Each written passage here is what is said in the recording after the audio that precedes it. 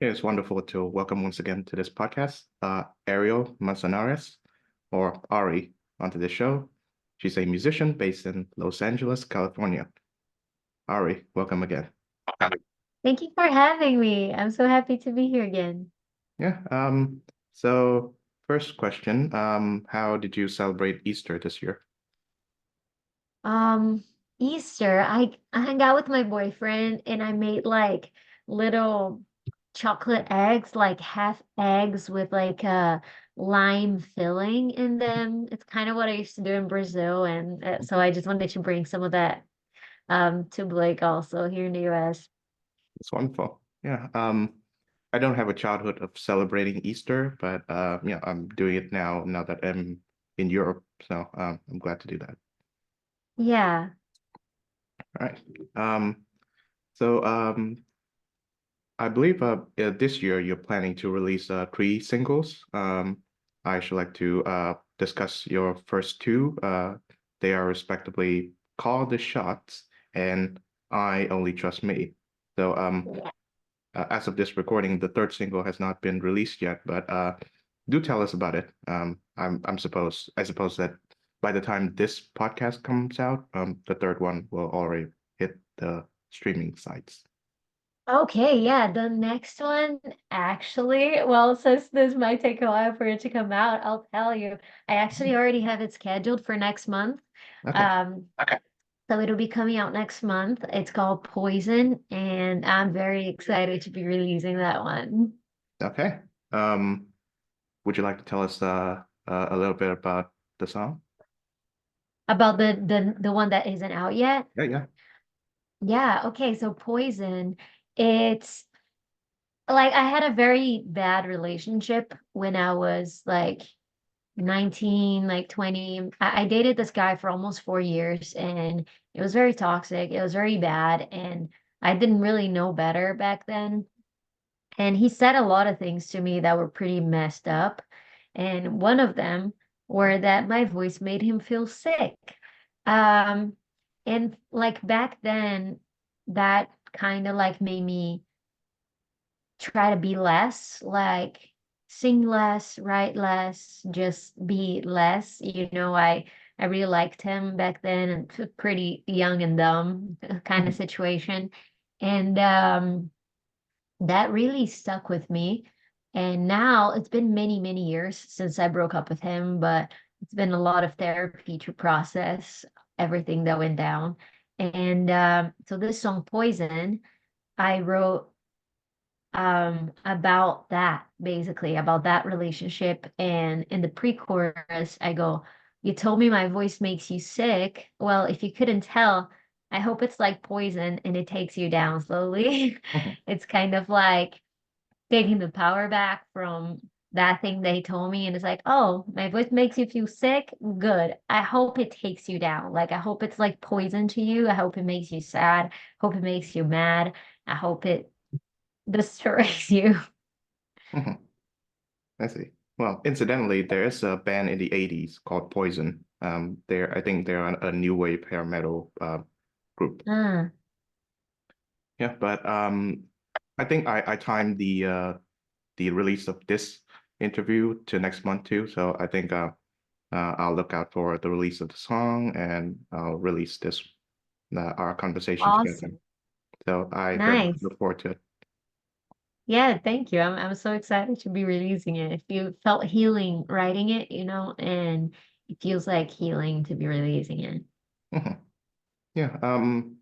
I suppose I've had my share of failed romances too, and from all of that experience, I can only take away from it in that you have your templates of what a good and a bad relationship would be, and they all kind of collapse once you actually get into like a good slash bad relationship.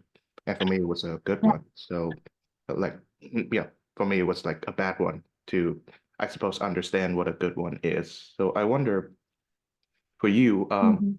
from your experiences with relationships, have you in some ways refined what your conception of a good and bad relationship look like?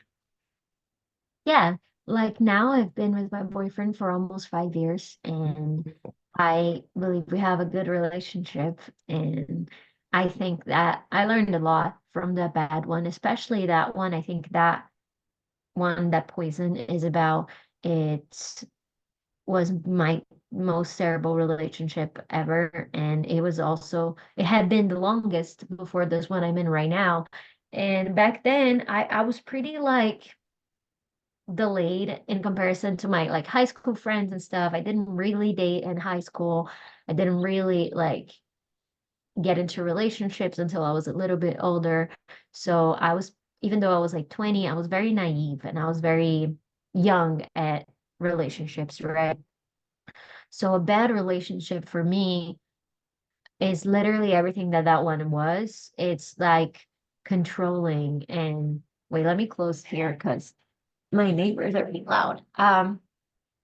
It was like controlling, a lot of jealousy, a lot of um feeling pressured into a lot of things, and invalidated in my feelings, invalidated and in like not having support for my dreams. He always, I say that in the song too, like you always said my dreams were bigger than you and I. And it's like, yeah, like, he used to make me choose, like give me ultimatums, like, basically my dream or him. And he would be jealous of people commenting beautiful on my YouTube videos. And I'm like, what? Like, you know what I mean? Mhm. Even like, even when I went on The Voice in Brazil, he was like, it's either The Voice or me. Like, you know what I mean? And it was very bad. And so that is like bad relationship for me. And a good relationship, which is where I'm at right now and have been for the past almost 5 years, is mutual respect and understanding and trying to understand each other and trying to learn and be there for each other and not have to perform. Not have to perform being okay, not have to perform being strong when you're not, not having to perform, like just being able to be honest and open and help each other grow in every way and being supportive. I think that is what a good relationship is for me. It's just like Right. respect, the bare minimum respect. I've learned that I think you can feel in your gut that whether a relationship is going well or badly, no matter how much rationalization you do with yourself. For me at least, a good relationship is one that makes you a better person, and the other person, your partner, supports you in that journey. And of course, Mhm. in the um, in the bad relationship too, even if you know, even if you enjoy it that way, a bad relationship makes you a worse person, and the other person, in some ways, kind of like joins you on that journey to make you a worse person. So that's my conception so far. I get that. I think that like when I was young though, I what I feel like in my experience, I didn't realize I was in a toxic relationship while I was in it.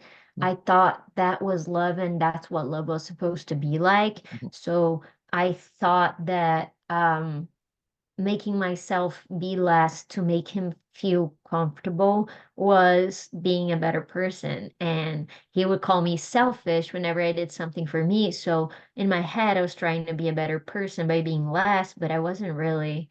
So for me, it's just like, I totally get that, but I feel like sometimes we don't know. Sometimes, like when you're in it, it's very hard to see. And from the outside, it becomes very clear. Like now that I'm out of it, I look back and I'm like, wow, what a wasted time. Like, what wasted years. I regret every second of it. And if I could go back, I would just erase him from my life. I see. I discovered a common theme in your songs, or at least the songs that I've listened to from you, and we'll get into some of them, is that I sense that there's a certain discovery of your sense of self, and amidst certain like external factors which are, I would say, somewhat negative to your experience. For example, I think Welcome to LA is a good example of that. Mhm. You go to LA and you discover that the city is not what you expect it to be. But yeah, since you've made it your home, you've decided not to, pack up and leave, but rather to develop your sense of self amid, I guess the superficiality. And I would say the same with your most recent one, I only trust me. So the line Yeah. of the chorus says, I can only trust me. That's fine. I guess I know this when I was 5, when my therapist told them to give me space. So I think I'd like you to elaborate more on that. Who's the them in the question here? My parents. Mm, So when I was like a kid, I don't like, at least in Brazilian culture, it's very common that people will like be grabbing babies and squeezing them and kissing and hugging. And I hated that. I hated people touching and squeezing and kissing me. I wanted to be left alone. And so they were like, well, there's something wrong with our daughter. Let's bring her to mm, therapy. So they bring me to therapy. My therapist tells them to give me space. So what do my parents do? They get me out of therapy and continues quizzing me because a kid doesn't need space. So it's like stems from since I was a kid, I have felt like invalidated in my feelings and just like I not being able to trust the people, like, to just give me space, to just not squeeze me when I don't want to be squeezed, kind of thing. So it just feels like this ongoing feeling of everybody is letting me down, which is kind of an exaggeration. Not, like not everybody's letting me down, but sure enough, when I'm being let down for the millionth time, that's how it feels. mhm. I understand. Yeah. I believe when I was growing up in Vietnam, I suppose that the notion of a personal space is something that's quite Western, and so is somewhat foreign to, non-Western cultures, which are more communal in essence. Um, and I get that same feeling too. It took me a while to, have a room that I call, that's mine, and I think I first had that when I was like 11 or 12. And I think and I discovered that kids who are Americans, they have that in an earlier age, and I thought that that's just mind blowing to me. Um, and also the notion of privacy too. Like there's this aspect of myself that I would prefer to, that only I know about. I don't, I might say to myself I'm an open book, and for the most part I am, but there are certain aspects of myself that I don't I think that is more precious and cherish if I if only I know about it. Yeah, I feel that. Like, I think in Brazil also, like, I didn't really have personal space. I wasn't allowed, like, to even when I had a bedroom of my own, I wasn't allowed to like lock the doors or close the doors, like, and throughout like high school, I shared a bedroom with my mom and my brother. We lived at my grandma's house for a while. And so I didn't really have personal space. And my dad, well, I think he's like undiagnosed OCD and he has a lot of like little um quirks, let's say, that he does, for lack of better words. And one of them was the fear that we would die in our sleep. Mhm, So he would wake us up in the middle of the night over and over, like 3 to 5 times a night to see if we were breathing. So I had like no privacy even in my sleep. It was like my dad coming to check if I was breathing. But him coming to check if I was breathing meant he had to turn on the lights, look under my bed. It was a ritual. Turn on the lights, look under my bed, ask me, "Are you breathing?" And I have to respond, and then give him a kiss. mhm, Like, in Brazil, we like, I don't know, kiss in my head. He would give me a kiss in my head. So it was that like over and over and over in the middle of the night too. So I just grew up with like n not really privacy at all. mhm. I wonder if you're on, good terms with your parents at this point. Come again? Are you on like in a good relationship with your parents like right now? Yeah, I'm in a good relationship with them. Like everything that I'm talking about here, I've already talked about this with them. Like we've Okay. already been oh haven't had an open. I already talked to them this morning. Like we talk almost every day, and I brought up to them a lot of the things that traumatized me in Yeah. ways. We talked about it all, and they were doing the best they could, and what they thought was good. My mom was really young, and you don't really know what you're doing. You're just trying your best. I know that everything they did was by trying, you know, what Mhm. they thought was best, and none of that was of evil intent. So Yeah, yeah. I've already talked about this with them. So yeah. Mhm. Yes, of course. I went through the same thing with my folks. I think that it takes a combination of living away from them and also, Mhm. your own like personal reflection as to like, your responsibility and their responsibility and work through all of that. And of course, it takes time for the relationship between me and my parents to be less distant, so to speak. But Yeah. nevertheless, I'm glad that both is, we got through that. Yeah, it's good. Because it's like we get out of our parents' house and then we learn who we are, like what we like, and then start developing a sense of self. And then we can be adults and like talk about it and process everything. Mhm. Yeah. Another common theme that I discovered in your songs, particularly your most recent one, is that yeah, I think in a very tongue-in-cheek way, you ascribe to yourself like certain very negative characteristic. Like in the song, of course, villain arc, the one that I got to know you about, you describe Mhm. yourself as a villain. There's a song called Pharaoh, where the chorus goes, I'm a bitch, I'm an asshole, I'm a motherfucking queen. Uh, Yeah. that's a that's wonderful. But my personal impression of you so far has been you're a very sweet and lovely person. Yeah, tell me about these like self-deprecating remarks that you ascribe to yourself. Yeah, it's not really, I don't see it as self-deprecating. It's more of like I grew up a people pleaser. So I used to be like overly sweet and overly hyped and overly doing everything to make people happy and to like, please people.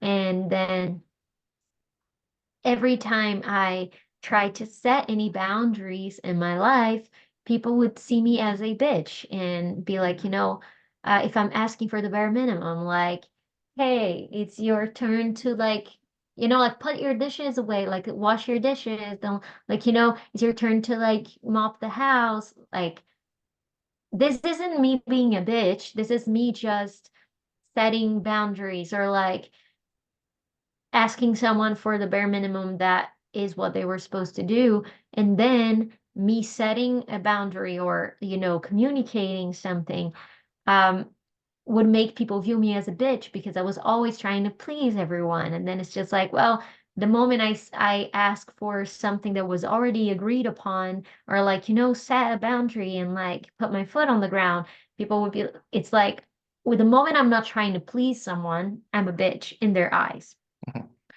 It's less about me being evil, being a bitch, trying to like, being an asshole. It's more about like if you see me, if that like, because I even say that in Pharaoh, like call me what you like if it helps you fall asleep. So it's like I'm asking you for the bare minimum that we agreed upon, like about something. So if you calling me an asshole or a bitch helps you sleep at night, I'm okay with that.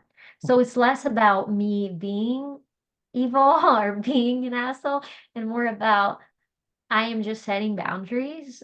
If that makes me a villain in your eyes, I am okay with that. It's more about me being okay with not pleasing everyone. Mhm. Yeah, I believe in our previous conversation we talked about Disney movie villains, and I think Ooh, I've always find them interesting, especially the animated ones. I suppose Scar and Ursula and Frollo from the Hunchback movie. Um, I wonder if having watched more Disney movies than I do, I wonder, are villains, at least in those movies, are they villains because of certain bad qualities that they possess, or because of circumstances, i.e., they are rejected or being made into an outcast?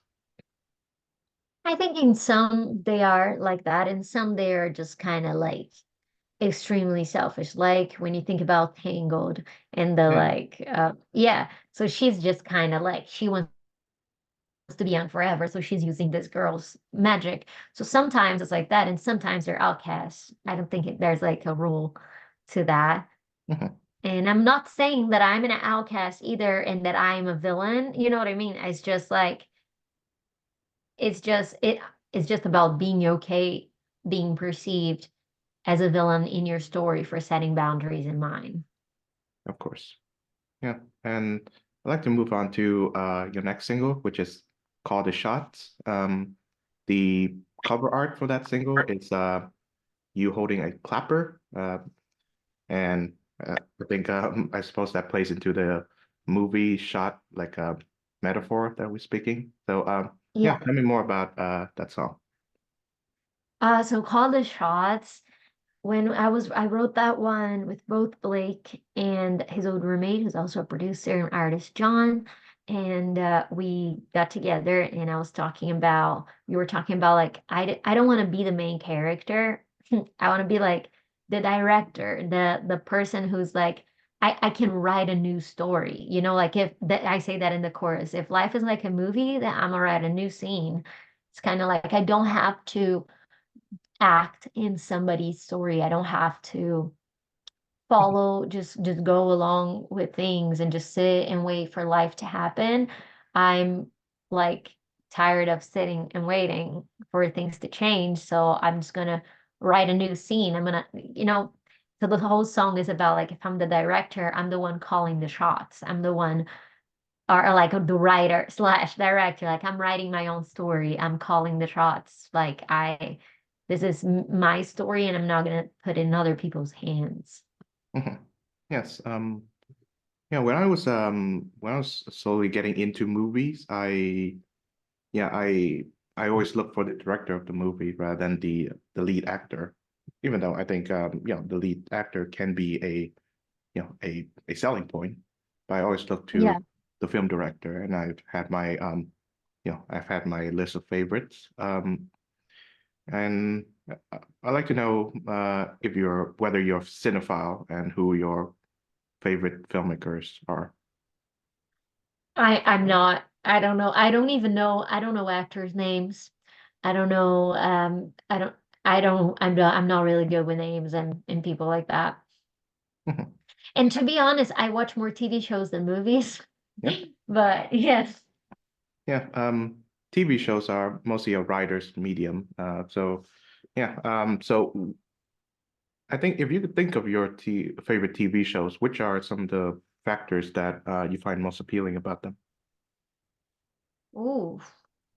So I have a hard time picking favorites of any kind. Like I have a hard time picking favorite food, favorite song, favorite TV shows. I have favorite TV shows of different eras. I am a sucker for teenage high school shows that Mhm. would like high school drama and kind of silly. It's maybe because I didn't do much when I was in high school. Uh, so maybe it's kind of like living through these things and also gives me the nostalgia of being in high school and having no real worries in my life. And been super into K-drama. And something I love about K-drama is, first of all, I never really cared for romance shows and like romance movies until I started getting into K-drama. Like American romance comes across as very toxic to me, like The Notebook. I hate that movie. But then you give me King the Land, and I'm like, this romance is everything to me. And it's like slower and it's like wholesome. And something I love about K-dramas is that they're always in their 30s, and I'm in my 30s. So it gives me like the same feeling of the high school show, but in a hopeful way of like, oh, maybe I can like be starting this whole new adventure now in my 30s, you know?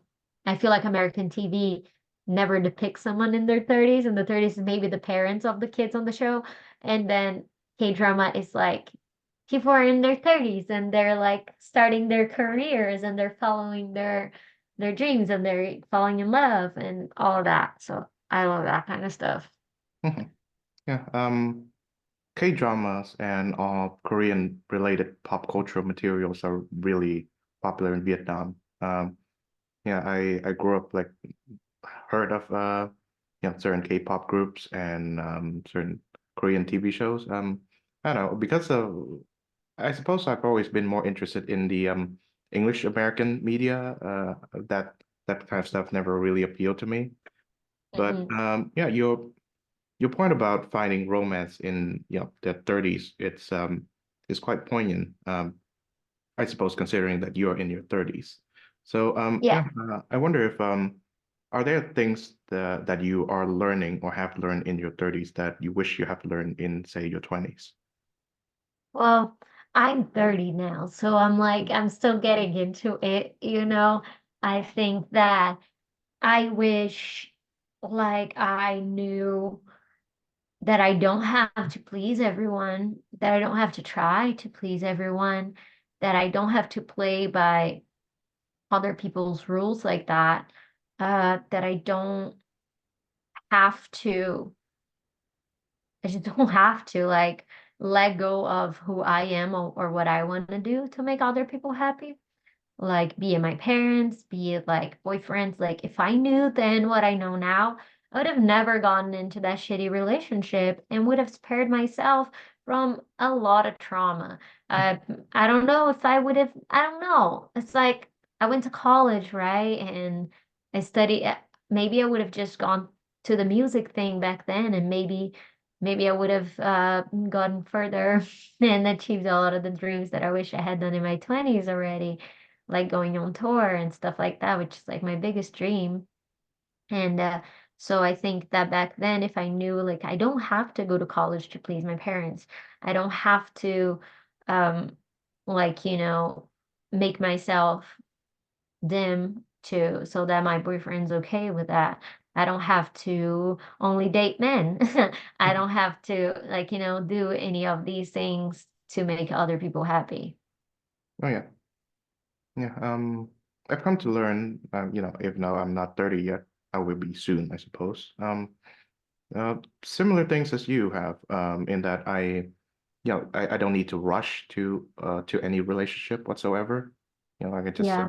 take my time and develop myself and cultivate my own habits and such. I think I find that to be much more um pleasant and rewarding endeavor than just go out of my way to be social, so to speak. Hmm. Yeah. So a couple of final question. One, uh, are you planning to write or and perform a song in your native language, which is Portuguese?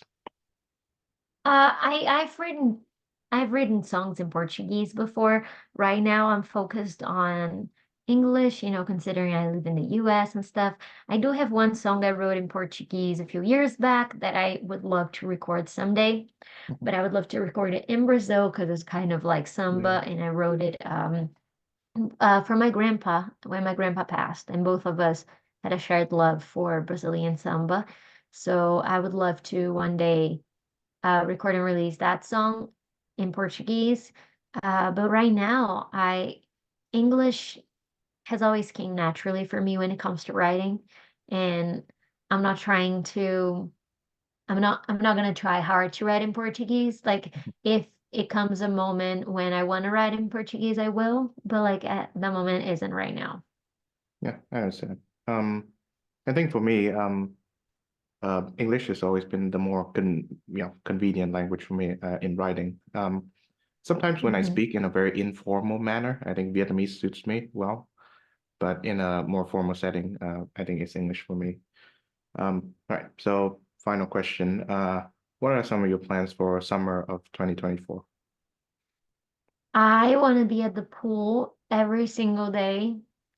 That is like goals for me. Hmm. This summer, I want to sit in the sun and I want to read my books by the pool. And I want to, well, I want to release, I have the whole album coming. And actually, like, ideally, I would be on tour. But summer is way too close now, so I don't know if that's happening. But so I just want to enjoy, sit by the pool. It's my last year in this. I'm gonna be moving out of my apartment when our lease is up this year, and we have a pool. So I'm like, I just want to enjoy like my roommates and want to enjoy my pool. I want to read my books and enjoy life. That's wonderful. I hope you find all of that enjoyable. And with that said, Yeah. thank you very much, Ari, for joining the show once again. Thank you. Thank you for having me.